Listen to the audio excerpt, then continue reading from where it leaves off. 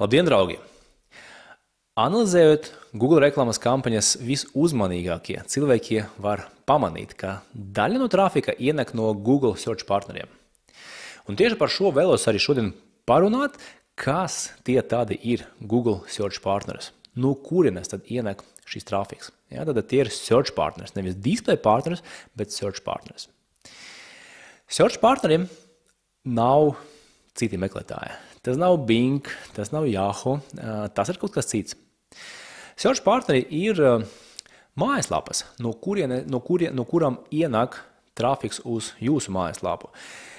Kā to var panākt, vai ne? Tad mājaslapa, kura ir ielikts search box, var izmantot tur Google meklētāju. Ja, tad ienākot kaut kādā mājaslapā, jūs varat redzēt, ka tā mājaslapa ir search box, vai ne? Un tad sākat meklēt, vai gribat kaut ko atrast, tieši tajā mājaslapā izmantojot search boxu, vai ne, vai search funkciju. Nu, un tad mājaslapas īpašnieks var ielikt tajā search boxā tieši Google dzinēju. Ja, jo vienmēr tev ir iespēja kādu meklētāju izmantot, vai ne? Varianti ir ļoti dažādi.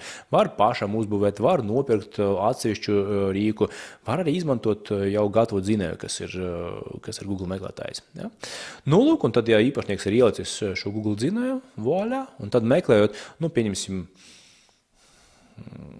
šokolādes tortas recepte. Ja, tad jūs meklējat šokolādes tortas recepti, un jums parādīsies kaut kāda noteikti meklēšanas rezultāti, un ja šis ir Google dzinējs, vai ne, tad tiek izmantots, tad noteikti arī varētu parādīties arī reklāma. Ja? Un tad, ja šokolādes tortas recepte ir jūsu atslēgas vārds, pēc kura jūs reklamējaties, tad ir varbūtība, ka arī jūsu reklāma tur parādīsies. Nu, lūk, tas ir tik vienkārši. Tur nav nekādas augstākas matemātikas. Es vienkārši gribu padalīties ar to, kas ir search partners, lai jums ir lielāks un labāks priekšstats.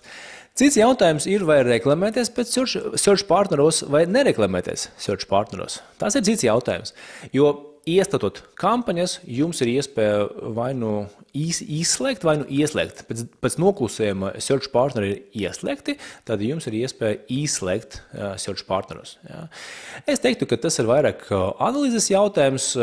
Analizējot kampaņu, jūs varat paskatīties, kāds trafiks vai cik liela daļa trafika ienāk no search partneriem, jo mēdz būt, ka tā daļa ir pietiekami liela, cik kvalitatīvs šis trafiks ienāk, un kāds rezultāts ir no šī trafika. Un tādu jūs varat pieņemt lēmumu, vai nu reklamēties, vai nu atstāt search partnerus, vai nu neatstāt search partnerus. Ja?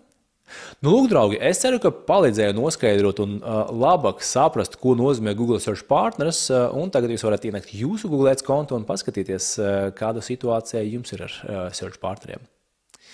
Lai veicas un lai jūsu Google reklāmas kampaņas vienmēr ir efektīvas. Visu labu! Atā!